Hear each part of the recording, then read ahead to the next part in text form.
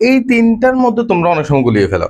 X অক্ষ বরাবর কি লিখবো বা ওয়াই অক্ষ বরাবর আমরা কি বসাবো, সেটার জন্য আজকের পর থেকে তোমাদের আর ভুল হবে না অজীব রেখা, আয়তলেখা এবং গণসংখ্যা বহুভুজের ক্ষেত্রে। দেখো কোন গ্রাফে আমরা কি বসাবো, কোন গ্রাফে আমরা কি বসাবো। আয়তলেখ যখন আঁকবো তখন এক্স অক্ষ বরাবর, তোমরা এক্স অক্ষ ওয়াই অক্ষ অবশ্যই চিনো, তবু আমি আরেকটু করে দেখা দিচ্ছি।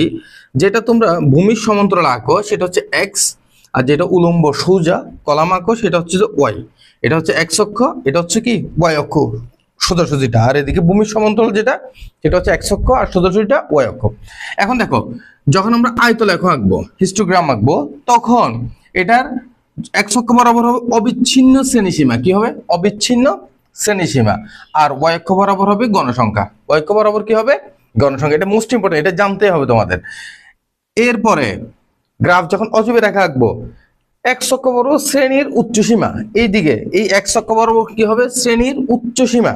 এই কিছুক্ষণ পর আমি যখন একটা একটা ধরে ধরে করাবো তোমাদের, তখনই তোমরা বুঝতে পারবে বিষয়টা, ইজিলি পারবা। তাহলে অজীব রেখার জন্য আমরা কি লিখবো? শ্রেণীর উচ্চসীমা এক্স অক্ষ বরাবর। আর বহুভুজের জন্য এক্স অক্ষ বরাবর শ্রেণীর মধ্যবিন্দু। দেখো এখানে পার্থক্যটা বুঝো তোমরা আগে। এখানে তিনটা জিনিস, কিন্তু তিনটা। যখন কি আঁকবো অজীব রেখা, যখন কি আঁকবো আয়তলেখ, আয়তলেখের জন্য হবে কি অবিচ্ছিন্ন শ্রেণীসীমা, অজীব রেখার জন্য শ্রেণীর উচ্চসীমা, আর বহুভুজের জন্য শ্রেণীর মধ্যবিন্দু। এটা একটু মাথায় রাখবা। আমরা এই অবিচ্ছিন্ন শ্রেণীসীমা কিভাবে বের করে, শ্রেণীর উচ্চসীমা কিভাবে বের করে, শ্রেণীর মধ্যবিন্দু কিভাবে বের করে, অলরেডি দুইটা শিখছি। অবিচ্ছিন্ন শ্রেণীসীমাটা কিভাবে বের করে সেটাও আমরা শিখবো।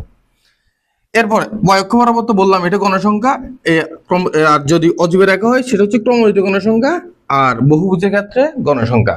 বহুভুজ আর আয়তলেখ হচ্ছে উভয়ের ক্ষেত্রে গণসংখ্যা, অ্যাকচুয়াল তিনটাই গণসংখ্যা, কিন্তু অজীব রেখার ক্ষেত্রে ক্রমযোজিত গণসংখ্যা।